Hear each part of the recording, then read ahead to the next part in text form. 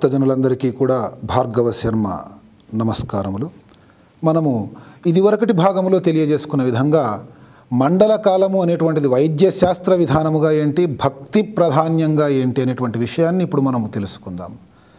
మండల కాలము అంటే 41 రోజులు అనేటువంటిది వైద్య విధానానికి సంబంధించినటువంటి ఆ యొక్క ఔషధ సేవకి నియమించబడినటువంటి కాలము. మనం ఇంగ్లీష్లో ఒక కోర్స్ అంటూ ఉంటాం. అది 10 రోజులు, 15 రోజులు, 20 రోజులు, ఈ విధంగా ఒక అనారోగ్యానికి సంబంధించి ఒక కోర్స్ అనేది ఏ విధంగా అయితే వైద్యులు మనకి తెలియజేస్తూ ఉంటారో ఆ విధంగా వైద్య శాస్త్రంలో మండల కాలము అంటే 41 రోజులుగా చెప్పబడుతుంది. అయ్యప్ప దీక్షా విధానానికి వచ్చేటప్పటికీ మండల కాలము అంటే 3 పక్షాలు.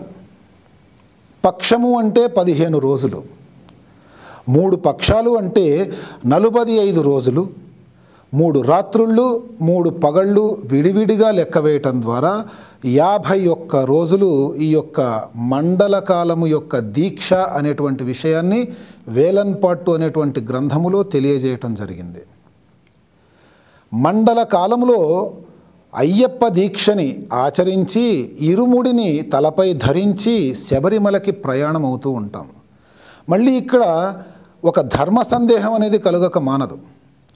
51 రోజులు దీక్షని అవలంబించి ఇరుముడి ధరించాలా, లేక 51వ రోజు ఇరుముడిని ధరించాలా అనేటువంటి దాంట్లో మళ్ళీ కొంచెం సారూప్యత అనేది, భేదం అనేది కనిపిస్తూ ఉంటుంది.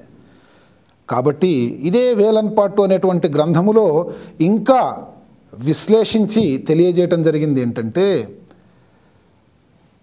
51 రోజుల పాటు కఠినమైనటువంటి బ్రహ్మచర్య దీక్ష, 102 పూటల చన్నీటి స్నానము ఆచరించినటువంటి సాధకుడు ఇరుముడి కట్టుకోవడానికి అర్హుడు అనేటువంటి విషయాన్ని తెలియజేయటం జరిగింది. మొదటి రోజున మనము దీక్షధారణ జరిగిన తరువాత స్నానం చెయ్యం. స్నానము చేసి దీక్షని ధరిస్తాం, దీక్షని అవలంబించడం ప్రారంభం చేస్తాం. కాబట్టి ఆ దీక్ష తీసుకునే కన్నా ముందు చేసినటువంటి స్నానము లెక్కలోకి రాదు. ఆ రోజు సాయంత్రం నుంచి చేస్తున్నటువంటి స్నానం మాత్రమే మొదటి స్నానంగా లెక్కలోకి వస్తుంది. ఈ విధంగా ఆలోచిస్తే 52వ రోజు ఉదయము మనము చేసేటువంటి చన్నీటి స్నానము 102వ స్నానంగా పూర్తయ్యి 52వ రోజున ఇరుముడి ధరించి శబరిమలకి యాత్రకి బయలుదేరటానికి అర్హత పొందటం అనేటువంటిది జరుగుతూ ఉంటుంది. ఈ రోజులలో అయ్యప్ప దీక్షాధారణ చేస్తున్నటువంటి అనేక మంది సాధకులు, స్వామి భక్తులు తెలుసో తెలియకో కొన్ని విరుద్ధమైనటువంటి పనులు చేయటం జరుగుతుంది. అందులో ముఖ్యముగా మాల ధరించేటువంటి విషయంలో కొంత భేదాన్ని చూపిస్తున్నారు మన స్వాములందరూ. గురువు గారి ద్వారానే మాలధారణ చేయాలి. 3 గురువుల్ని మనం ముందుగా చెప్పుకున్నాం. సూర్యుడు, తల్లి, అలాగే దీక్షలో గురుస్వామి. ఈ 3లో సూర్యుని ద్వారా మాల ధరించడం అనేది మనకి అయ్యేటువంటి పని కాదు, సాధ్యం అయ్యేటువంటి పని కాదు. గురుస్వామి గారి చేతులతో మాత్రమే మనము మాలని స్వీకరించడం, దీక్షని స్వీకరించడం అనేది చెయ్యాలి. కానీ చాలామంది దేవాలయంలో పూజారి వద్దకు వెళ్ళి మాలధారణ చేస్తూ ఉంటారు. దేవాలయంలోని పూజారి దేవాలయంలో ఉన్నంత వరకు, అక్కడ దేవాలయంలో అర్చకత్వము చేస్తున్నంత వరకు, ఆ సమయం అంతవరకు కూడా నిష్ఠతోనే ఉంటాడు. కానీ బ్రహ్మచర్యం మాత్రం చేస్తూ ఉండడు కదా.